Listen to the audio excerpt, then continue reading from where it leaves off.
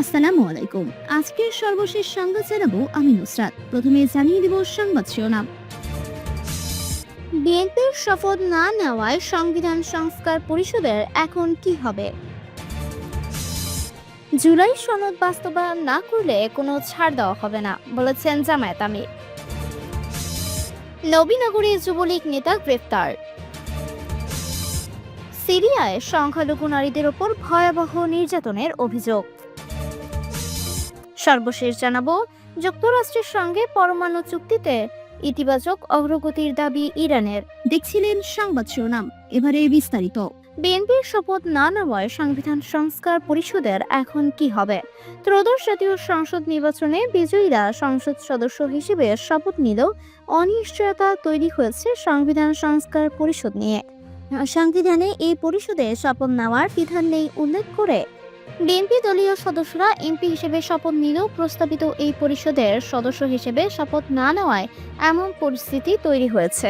রাষ্ট্রপতির জারি করা জুলাই জাতীয় সনদ সংবিধান সংস্কার বাস্তবায়ন আদেশ অনুযায়ী গণভোটে হ্যাঁ বিজয়ী হলে নির্বাচিত সংসদ সদস্যরা একই সঙ্গে সংবিধান সংস্কার পরিষদের সদস্য হিসাবেও কাজ করবেন। ৬০ সদস্যের কোরাম হলেই এই পরিষদ কাজ করতে পারে। ওই আদেশের ভিত্তিতে যে গণভোট হয়েছে সেখানে হ্যাঁ ভোট জয়লাভ করেছে। ওদিকে বিএনপি আজ এই পরিষদের সদস্য হিসেবে শপথ না নিলেও জামায়াত এনসিপির ৭৭ জন নির্বাচিত সদস্য একই সাথে সংসদ সদস্য ও সংবিধান সংস্কার পরিষদের সদস্য হিসেবে শপথ নিয়েছেন। বিএনপির সদস্যরা সংবিধান সংস্কার পরিষদের সদস্য হিসেবে শপথ না নেওয়ায় এনসিপির দলীয়ভাবে মন্ত্রিসভার শপথ অনুষ্ঠান বয়কট করে। দলটির মুখপাত্র আসিফ মাহমুদ সজীব ভুইয়া বলছেন, গণভোটে জনরায়ের সাথে প্রতারণা করে শপথ নিতে যাচ্ছে সরকার। জামায়াতের সহকারী সেক্রেটারি জেনারেল হামিদুর রহমান আজাদ বলেছেন, বিএনপি দুটির শপথ না নিলে সংসদে যাওয়াই তো অর্থহীন। সংবিধানে বিশেষজ্ঞরা বলছেন, গণভোটের রায়ের কারণে যদি জুলাই আদেশ বাস্তবায়নযোগ্যই হয়ে যায় তাহলে সংবিধান সংস্কার পরিষদের প্রয়োজনীয়তাই থাকে না। আবার অন্যদিকে যেসব সদস্যরা শপথ নিয়েছেন তারা নিজেরাই জুলাই আদেশ অনুযায়ী নিজেরাই সংবিধান বানিয়ে ফেলতে পারেন।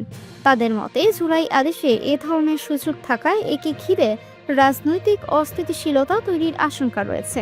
এর মধ্যেই মঙ্গলবার গণভোটের বৈধতা চ্যালেঞ্জ করে ও ফলাফল স্থগিত চেয়ে হাইকোর্টে রিট হয়েছে। নির্বাচনের পর সংসদ সদস্যদের শপথের তারিখ ঘোষণার পর থেকে রাজনৈতিক অঙ্গনে বড় আলোচনার বিষয় হয়ে উঠেছিল সংবিধান সংস্কার পরিষদ। বিশেষ করে বিএনপি এই পরিষদের সদস্য হিসেবে শপথ নেবে কিনা তা নিয়ে আলোচনা জোরালো হয়ে উঠেছিল। সকালে সংসদ ভবনে দলটির নির্বাচিত এমপিরা শপথ নেওয়ার ঠিক আগ মুহূর্তে দলটির স্থায়ী কমিটির সদস্য সালাউদ্দিন আহমেদ একটি সাদা ও একটি নীল রঙের ফর্ম হাতে নিয়ে মাইকের সামনে দাঁড়ান। দলটির চেয়ারম্যান তারেক রহমান সহ সিনিয়র নেতারা তখন সেখানে সামনের সারিতে উপস্থিত ছিলেন। সালাউদ্দিন আহমেদ সাদা ও নীল রঙের দুটি ফর্ম হাতে নিয়ে বলেন, আমরা কেউ সংবিধান সংস্কার পরিষদের সদস্য হিসেবে নির্বাচিত হইনি এবং সংবিধানে এখনো এটা ধারণা করা হয়নি। গণভোটের রায় অনুযায়ী সংবিধান সংস্কার পরিষদ গঠিত হলে সেটা সংবিধানে আগে ধারণ করতে হবে এবং সংবিধান সংস্কার পরিষদের সদস্যকে শপথ নেয়াবেন সেটার বিধান করতে হবে। এমন ফরম সংবিধানের তৃতীয় তফসিলে আসবে। সেগুলো সাংবিধানিকভাবে সংসদে গৃহীত হওয়ার পরে সংবিধান সংস্কার পরিষদের সদস্যদের শপথ নেওয়ার বিধান করা যাবে। আমরা সংবিধানে মেনে এই পর্যন্ত চলেছি, আশা করি সামনের দিনেও চলব। এরপর তিনি দলীয় সদস্যদের উদ্দেশ্যে আরো বলেন, আমি চেয়ারম্যানের নির্দেশে ওনার উপস্থিতিতে আমাদের দলীয় সিদ্ধান্ত জানালাম। প্রসঙ্গত, বিএনপি আগে থেকে ক্ষমতা গ্রহণের পর আইনি প্রক্রিয়া অনুসরণ করে দলটির সনদের ভিত্তিতে রাষ্ট্রের গুরুত্বপূর্ণ সংস্কার কাজ করতে সম্পন্ন করার কথা বলে আসছে। জামায়াত ও এনসিপি বিএনপি সংবিধান সংস্কার পরিষদের শপথ না নেওয়ায় প্রাথমিকভাবে ক্ষুব্ধ প্রতিক্রিয়া আসতে থাকে জামায়াত ইসলামী ও এনসিপির দিক থেকে। এনসিপির মুখপাত্র আসিফ মাহমুদ সজীব ভুইয়া বেলা 11:15 ফেসবুকে তার পেজে লেখেন, গণভোটের রায়কে প্রথম দিনেই বৃদ্ধাঙ্গুলি দেখিয়ে শুরু হলো নতুন সংসদের যাত্রা। দুপুর 12:37 এনসিপির আরেকজন নেতা সার্জিস আলম তার ভেরিফাইড ফেসবুক পেজে লেখেন, জুলাই সনদ ও অভ্যুত্থানের আকাঙ্ক্ষার সঙ্গে গাদ্দারি করে বিএনপি সরকারের যাত্রা শুরু হলো। দুপুর 1টায় দলটির ভেরিফাইড ফেসবুক পেজে জানায় যে তারা মন্ত্রিসভার শপথ অনুষ্ঠানে যোগ দিচ্ছেন না। জামায়াতের একজন সিনিয়র নেতা প্রথমে সংবাদ মাধ্যমে শপথ না নেওয়ার কথা বললেও পরে তারা এমপি হিসেবে শপথ নেন ও একই সঙ্গে সংবিধান সংস্কার পরিষদের সদস্য হিসেবেও শপথ নেন তারা। জামায়াত জোট থাকা এনসিপির সদস্যরাও একই পথ অনুসরণ করেন। জামায়াতের সহকারী সেক্রেটারি জেনারেল হামিদুর রহমান আজাদ বলেছেন, নির্বাচন কমিশন থেকে দুটি শপথের জন্য চিঠি দেওয়া হয়েছে, কিন্তু এখন বিএনপি যদি একটি শপথ নেয় তাহলে সেই সংসদে গিয়ে কি হবে। সোমবার কমিশনের চিঠিতে বলা হয়, মঙ্গলবার নির্বাচিত সংসদ সদস্য ও সংবিধান সংস্কার পরিষদের সদস্যদের শপথ পাঠ করাবেন প্রধান নির্বাচন কমিশনার। শুধু জামায়াত এনসিপি থেকেই পরিষদ হতে পারে। সুপ্রিম কোর্টের আইনজীবী মঞ্জিল মোরশেদ বলেছেন, জুলাই জাতীয় সংসদ বাস্তবায়ন আদেশ 2025 অনুসারে সংবিধান সংস্কার পরিষদের কার্যক্রম পরিচালনার জন্য 60 জন পরিষদ সদস্যদের উপস্থিতি প্রয়োজন হবে। জামায়াত এনসিপির তো 77 জন ওই আদেশ অনুযায়ী পরিষদ সংসদ হিসেবে শপথ নিয়েছেন। আদেশ বলছে কোরামের জন্য দরকার 60 জন, তাহলে ওই আদেশ অনুযায়ী তারা তো চাইলে নিজেদের মতো করে একটি সংবিধান বানিয়ে ফেলতে পারে। সেই পথে গেলে রাজনৈতিক পরিস্থিতি কি হবে কিংবা তারা সেটি করবে কিনা তা ভবিষ্যতে দেখা যাবে।